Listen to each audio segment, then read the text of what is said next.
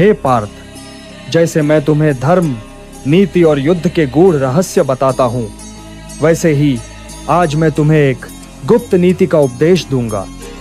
यह नीति पुरुषार्थी, विवेकी और धर्म का पालन करने वाले पुरुष के लिए उतनी ही आवश्यक है जितनी युद्ध भूमि में शस्त्र धारण करना संसार में हर संबंध का एक अपना धर्म होता है।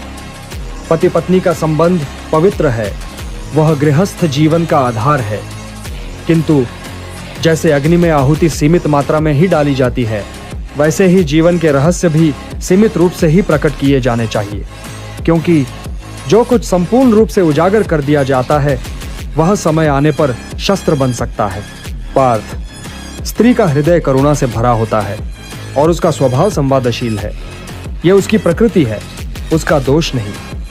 किंतु यह भी सत्य है कि भावनाओं के प्रभाव में वह समय समय पर किसी बात को अनजाने में बाहर प्रकट कर सकती है। जिस प्रकार बादल में गड़गड़ाहट अवश्य होती है, वैसे ही भावुक मन कभी न कभी अपने भीतर का भेद खोल देता है। पार्थ, धर्म में मौन को तब बताया गया है। मौन केवल वाणी को रोकना नहीं, बल्कि उचित समय तक उचित बात को छिपा कर रखना भी है। जैसे यज्ञ की अग्नि को ढक कर रखा जाता है ताकि वह मंद न हो, वैसे ही पुरुष को अपने विचार और योजनाएं समय से पहले उजागर नहीं करनी चाहिए। गृहस्थ आश्रम में पति पत्नी का संवाद प्रेम, विश्वास और कर्तव्य पर आधारित होना चाहिए। किंतु विवेक यह कहता है कि जो बातें समाज, राजनीति, युद्ध या व्यापार से जुड़ी हों, उन्हें सावधानी पूर्वक संभाल कर रखा जाए। मैंने गीता में कहा है, उद्धरीदात्मना आत्मानम नात्मानम अवसादयेत, अर्थात मनुष्य को स्वयं अपनी रक्षा करनी चाहिए, अपने को पतन की ओर न ले जाए। रहस्य को उजागर करना भी आत्मरक्षा में चूक है। जिस प्रकार सेनापति शत्रु को अपने आक्रमण की योजना नहीं बताता, उसी प्रकार पुरुष को भी अपनी रणनीति, अपनी योजनाएं और अपनी कमजोरियां हर किसी को नहीं बतानी चाहिए, चाहे वह पत्नी ही क्यों ना हो।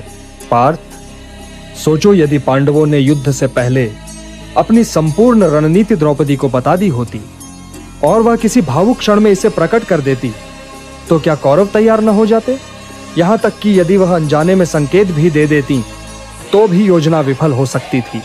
स्त्री की प्रवृत्ति रक्षण में नहीं, बल्कि भावनाओं के आदान प्रदान में प्रबल होती है।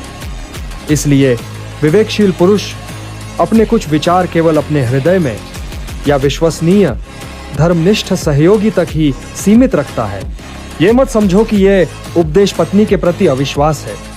नहीं, यह तो परिस्थितियों के अनुसार धर्म का पालन है। पत्नी से प्रेम, स्नेह और आदर अवश्य करो,